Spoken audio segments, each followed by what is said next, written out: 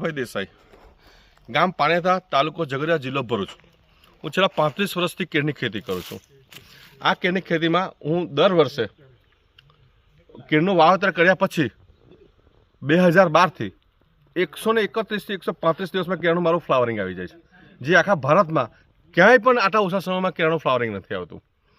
અમે જે દિવસે કેળનું પ્લાન્ટેશન કરીને તે દિવસે ત્રીજા ક્રોપનું ફ્લાવરિંગની ડેટ કહી દઈએ, ત્રીજા ફ્લાવરિંગની, કે ભાઈ પહેલા ક્રોપની તો વાત છોડ દો, હું ત્રીજા ફ્લાવરિંગની ડેટ કહી દઉં કે આ તારીખેનું ફ્લાવરિંગ આવશે.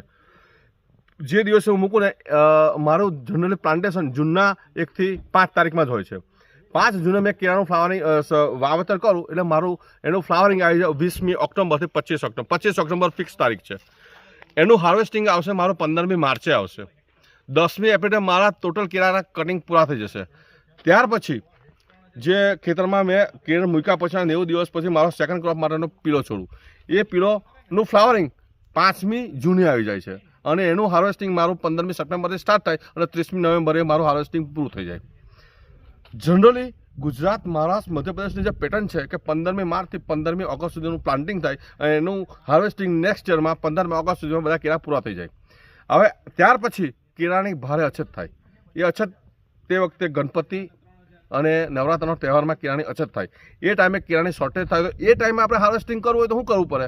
તો મારું 30મી નવેમ્બર પછી જે કેળાનું હાર્વેસ્ટિંગ થઈ જાય એને 30મી નવેમ્બરથી 15મી જાન્યુઆરી સુધી એને એ જ કન્ડિશનમાં કેળાના પ્લાન્ટને ઊભા રાખું અને 15મી જાન્યુઆરીથી મારા ત્રીજા ક્રોપનું ફ્લાવરિંગ માટે ત્રીજા ક્રોપની શરૂઆત કરું.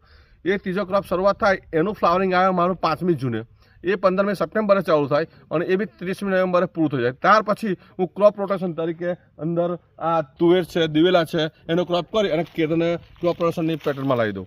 ખેતરમાં એક પણ થડ ઊભું હોય એને કાઢવાનું નહીં, ખેતરમાં જ કમ્પોસ્ટિંગ કરી અને એનો એક ઓર્ગેનિક મેટર તરીકે એનો ઉપયોગ કરું છું ખેતરમાં.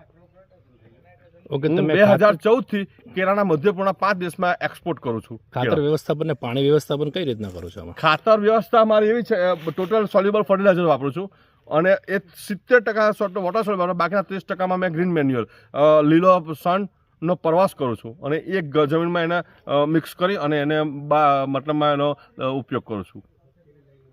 બીજું તમારા ગુજરાતના ખેડૂતોને કંઈક પાણીની વ્યવસ્થા તો એવી છે, જે સિઝનમાં જે રિક્વાયરમેન્ટ હોય, ગરમીમાં 35-36 લીટર પર ડેનું પાણીની જરૂરિયાત એ પ્રમાણે પાણી આપીએ, શિયાળામાં 16 લીટર 12 લીટરની જરૂર એ રીતે અમે મોટર સ્ટાવરનું સેટ કરીને અમે એને પાણીનું મેનેજમેન્ટ કરીએ.